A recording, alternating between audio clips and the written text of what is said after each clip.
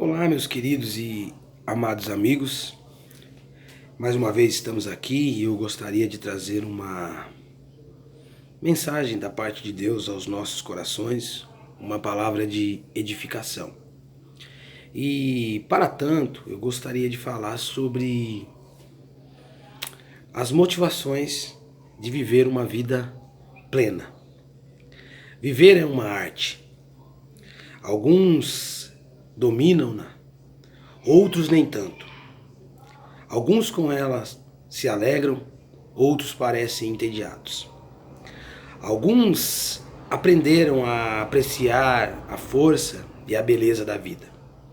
Outros preferem fechar os olhos em relações às belezas e jornadas da vida. Viver é mais do que participar do curso biológico da vida. Exige um compromisso com a sua psicologia, ética, estética e afetos. Exige fé, esperança, amor. É possível você estar vivo e não viver. Assim como é possível viver para além dessa vida, de modo a inspirar e motivar outros, mesmo depois da morte. A vida plena é mais do que uma experiência natural. Ela é sobrenatural, é espiritual. E não é por acaso que o Novo Testamento apresenta duas palavras que podem ser traduzidas por vida. Uma é bios, a vida natural, e a outra é zoe, a vida que Deus dá. Viver é estar convidado a participar da própria vida de Deus, da vida eterna, e celebrar seu convite como a mais maravilhosa oportunidade dentre todas.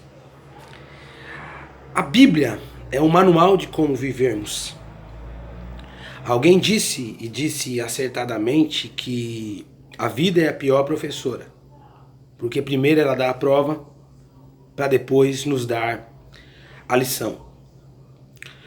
E quando nós olhamos essa frase, eu me lembro de um texto do Novo Testamento, no Evangelho segundo escreveu Marcos, no capítulo 4, do verso 35 em diante, que diz assim: Naquele dia, sendo já tarde, disse-lhe Jesus: Passemos para outra margem. E eles, despedindo a multidão, o levaram assim como estava no barco. E outros barcos o seguiam.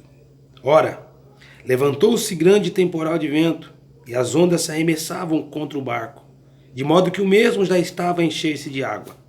E Jesus na popa, dormindo sobre o travesseiro. Eles o despertaram e lhe disseram: Mestre, não te importa que pereçamos? E ele, despertando, repreendeu o vento e disse ao mar: Acalma-te, emudece. O vento se aquietou-se e fez-se grande bonança. Então lhes disse: Por que sois assim, tímidos? Como é que não tendes fé? E eles, possuídos de grande temor, diziam uns aos outros: Quem é este que até o vento e o mar lhe obedecem? Os discípulos de Jesus provaram nesse episódio que viver não é fácil, que a vida muitas vezes é surpreendente. Mas mesmo que a vida nos surpreenda de uma maneira inesperada e de uma maneira ruim, é possível viver com a certeza de que nada foge do controle de Deus. Quando Jesus vai até os discípulos, o verso 35 diz que Jesus faz uma declaração. Jesus diz: Passemos para outra margem. Jesus não disse para os discípulos que a jornada que eles iriam percorrer pelo mar da Galileia seria uma jornada tranquila, seria uma jornada sem problemas. Mas Jesus disse que eles chegariam à outra margem, que eles passariam para o outro lado. Para vivermos à luz da eternidade, independente dos problemas que nós venhamos a passar na jornada da vida, nós temos que entender que nós temos a garantia de que Jesus está do nosso lado e nos vai fazer chegar a outra margem. Às vezes a vida é dura, às vezes a vida nos surpreende com algumas situações que tiram o chão de debaixo dos nossos pés. Quando os discípulos começaram a navegar, o mar estava tranquilo, o mar estava calmo, mas de repente, de uma maneira inesperada, sobreveio uma grande tempestade, que fez com que esses discípulos, que eram pescadores, conhecedores do mar da Galileia, ficassem desesperados. A exemplo do episódio deles, há momentos na nossa vida que nós passamos por situações que tiram o chão de debaixo dos nossos pés, tiram a nossa estabilidade. Muitas vezes aquilo que é corriqueiro, que é calmo, que é tranquilo, se transforma em um mar bravio e nós ficamos desesperados. Os discípulos se desesperaram com uma tempestade inesperada. Porém, eles esqueceram de um fato primordial. Jesus estava no barco com eles. Em meio à jornada da vida, para que a vida não perca a sua beleza e a sua graciosidade, nós temos que lembrar sempre de que Jesus caminha conosco e de que Jesus está no nosso barco. Outro fato que me chama a atenção é o fato de que Jesus estava dormindo sobre um travesseiro na polpa do barco em meio a uma tempestade. Jesus tinha paz em meio a uma situação que estava desconfortável e desfavorável a todos no barco. Mas Jesus estava dormindo. Fato interessante que nos chama a atenção. Como alguém pode dormir em meio a uma tempestade? Como alguém pode dormir em meio a um problema que parece ser insolúvel e que foge do nosso controle e que tira a rédea das nossas mãos? Jesus estava dormindo porque Jesus sabia que nada fugia do controle de Deus. Há momentos na vida que o nosso barco está chacoalhando e nós temos a impressão de que Jesus está dormindo e de que Ele está indiferente aos nossos problemas. E quando nós tivermos essa sensação, nós temos que pedir para que o Espírito Santo dê a nós a paz que excede todo o entendimento. Porque uma das coisas mais difíceis de se fazer quando estamos passando por problemas é colocar a cabeça sobre um travesseiro e dormir. Os problemas da vida nos tiram o sono. Os problemas da vida nos tiram a alegria de muitas vezes nos levantar da cama de manhã e ir para o trabalho, ou ir para a igreja, ou continuar em busca dos nossos sonhos. E num arroubo de desespero, o texto nos diz que os discípulos despertam Jesus aos gritos, aos berros, e fazem uma declaração. A declaração que eles fazem nos dá a impressão de que eles estavam pensando que Jesus estava indiferente ao problema deles. O verso 38, parte B, diz assim: Mestre, não te importa que pereçamos?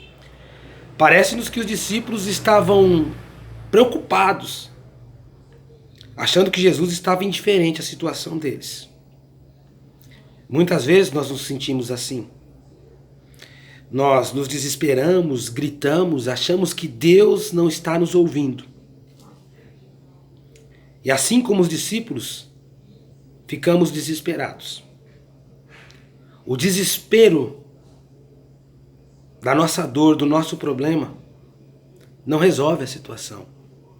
O que resolve a situação é entender que nada foge do controle de Deus e de que Jesus está no nosso barco. Jesus se levanta, repreende o mar e acalma a tempestade. Só Jesus pode acalmar as tempestades das nossas vidas. Só Jesus pode mudar aquilo que para os homens são considerados como impossíveis. Só Jesus pode dar graça para a vida que perdeu a graça de viver. Só Jesus pode dar alegria para aquele que não tem mais alegria para caminhar. E que nós possamos guardar no coração esta palavra. que Jesus tem poder para se levantar no nosso barco, acalmar a nossa tempestade e nos fazer chegar seguro à outra margem. Eu não sei qual o problema que você está passando, eu não sei se você perdeu a alegria de viver, mas você não deve viver a vida como um coadjuvante, vendo a vida passar sem graça. Você deve viver a vida como ator principal das suas atitudes. Porque o dono da tua história, aquele que comanda todas as coisas, é Jesus. Mas ele diz, para mim e para você, todas as coisas concorrem para o bem daqueles que me amam. Então, viva a vida com alegria, viva a vida desfrutando da sua beleza, entendendo que Jesus é aquele que acalma a tempestade da vida. Queridos, essa palavra vai estar na minha página, Teologia, Serviço do Reino Ricardo, e vai estar no meu canal do YouTube, @Teologia, Serviço do Reino Ricardo. Que Deus te abençoe e que nós possamos viver a vida à luz da eternidade, desfrutando da beleza e do amor de Cristo.